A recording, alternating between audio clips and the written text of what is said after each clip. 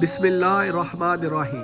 अस्सलातु वस्सलामु अलैका या सय्यदी या रसूल अल्लाह व अला आलिका व अस्हाबिका या हबीब अल्लाह। आप सल्लल्लाहु अलैहि वालिहि वसल्लम के अबाउ अजदाद में से सबसे पहले मैं जिनका जिक्र करूँगा वो है सैयदना इब्राहीम अलैहिस्सलाम। आप खलीलुल्लाह यानी अल्लाह के दोस्त हैं। आपका नसब मुबारक इब्राहीम बिन आज़र बिन नाहूर बिन सारूख बिन अरगव बिन फालक बिन आमर बिन शालख बिन अरफक्शन बिन सालम बिन नूह। तौरात के मुताबिक तारक के 3 बेटे थे, यानी इब्राहीम, नाहूर, नारान। नारान अपने बाप की ज़िंदगी में एक बेटा लूत छोड़कर मर गया। इस रवायत के मुताबिक हज़रत लूत अलैहिस्सलाम हज़रत इब्राहीम अलैहिस्सलाम के भतीजे हैं। हज़रत नूह अलैहिस्सलाम के बेटे हज़रत हाम की औलाद में सबसे पहले जिसने हुकूमत सल्तनत की बुनियाद डाली वो किनान बिन कूश था। उसके मरने के बाद उसका बेटा नमरूद तख्ते हुकूमत पर बैठा। हज़रत इब्राहीम अलैहिस्सलाम की विलादत बासआदत नमरूद बिन किनान के दौरे सल्तनत में हुई। नमरूद ने खुदाई दावा कर रखा था और लोगों को अपनी इबादत की दावत देता था। उसी दौरान उसकी दरबारी कहनों ने बताया कि अनकरीब एक ऐसा शख्स पैदा होगा जो दीन शाही का मुखालिफ होगा और बुतों को तोड़ डालेगा। ये सुनकर नमरूद ने तमाम लड़कों के कत्ल का हुक्म दे दिया। चुनाचे बहुत से बच्चे ज़िबह कर दिए गए और लातादाद औरतों के हमल ज़ाया कर दिए गए। मगर अल्लाह हर चीज़ पर कादिर है, उसकी गिरफ्त से फरार नामुमकिन है। जब बच्चों का कत्लेआम जारी था तो उसी दौरान हज़रत इब्राहीम अपनी वालदा माजिदा के शिकमे अनवर में तशरीफ़ ले गए और मुद्दत मुआयना के बाद आपकी वालदा ने शहर से दूर एक गार में आपको जन्म दिया। बास कहते हैं कि आज़र को भी आपकी विलादत का इल्म था, लेकिन उसने नमरूद के खौफ से इस वाक़े को छुपाया। हज़रत इब्राहीम की वालिदा माजिदा आपको देखने के लिए अक्सर गार में जाती और दूध पिलाकर वापस आ जाती। आप एक दिन में इस कदर बढ़ते थे जिस कदर आप बच्चे एक माह में बढ़ते हैं। चुनाचे बहुत ही थोड़े अरसे में जवानी के करीब पहुंच गए। उसी गार में एक दिन हज़रत इब्राहीम ने अपनी वालिदा माजिदा से पूछा कि तुम्हारा रब कौन है?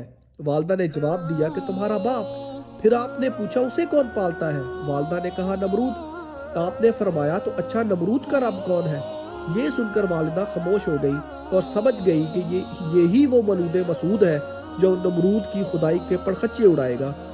इस गुफ्तगू का जिक्र किसी से भी ना किया, यहाँ तक कि एक रात आज़र आपको गार से बस्ती की तरफ लेकर रवाना हुआ तो आप अलैहिस्सलाम ने मगरिब की सिमत एक नहायत रोशन सितारे को देखा और फरमाया ये मेरा रब है। लेकिन बस्ती तक पहुँचते पहुँचते जब वो नज़रों से ओझल हो गया तो आपने फौरन कहा मैं छुप जाने वालों को दोस्त नहीं रखता। फिर जब चाँद निकला तो फरमाया ये है मेरा रब। लेकिन सूरज की आमद से कबल जब उसकी रोशनी भी जाती रही तो फरमाने लगे अगर मेरा रब मुझको हदायत ना फरमाता तो ज़रूर मैं भी इस गुमराह कौम से हो जाता। फिर जब सूरज को जगमगाते हुए देखा तो फरमाया ये है मेरा रब कि ये बड़ा है। लेकिन जब शाम को वो भी गुरूब हो गया तो फरमाया ऐ मेरी कौम मैं बेजार हूँ उन चीज़ों से जिनको तुम अल्लाह का शरीक ठहराते हो। बेशक मैंने यकसो होकर अपना रुख उस रब्बे जुल जलाल की तरफ कर लिया जिसने ज़मीन व आसमान को पैदा फरमाया और मैं मुशरिकीन में से नहीं हूँ। हज़रत इब्राहीम अलैहिस्सलाम अब गार की बजाय अपने घर तशरीफ़ रखते थे। आज़र जो कि बुत तराश था बुत बनाकर आपको देता ताकि आप बाज़ार में फ़रोख्त कर आए। आप उन बुतों को बाज़ार ले जाते और ऐलान फरमाते कौन बेवकूफ़ इनको ख़रीदेगा जो ना नुकसान दे सकते हैं ना नफ़ा। लोग आपकी बातों पर ताज्जुब करते और बुत ना खरीदते। शाम को आप उन बुतों की गर्दनों में रस्सी बांध कर घसीटते हुए घर को चल देते। रास्ते में अगर कोई नहर या तालाब मिलता तो बुतों को गर्दनों से पकड़ पकड़ कर पानी में गोता देते और फरमाते पी ले पी ले।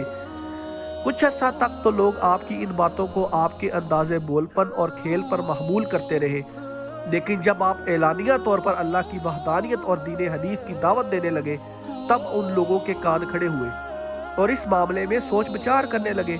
इस सिलसिले में हज़रत इब्राहीम और आज़र के दरमियान जो गुफ्तगू हुई जो अल्लाह ने पारा 17 सूरह अंबिया की आयत 51 ता 71 में इसका मुफस्सल जिक्र फरमाया। हज़रत इब्राहीम अलैहिस्सलाम ने आज़र और कौम के दीगर अफराद को फरमाया कि ये मूर्तियाँ सी हैं जिनको तुम खुदा बनाए बैठे हो, इनके खुदा होने की क्या दलील है? یہ لوگ حضرت ابراہیم کو کوئی مسکت جواب نہ دے سکے اور بخلا کر بولے بس ہم نے باپ دادا کو انہیں پوجتے ہوئے پایا، ان کی دیکھا دیکھی ہم بھی ان کو پوجنے لگے۔ یہ سن کر آپ نے فرمایا بے شک تم بھی اور تمہارے باپ دادا بھی کھلا گمراہی میں تھے۔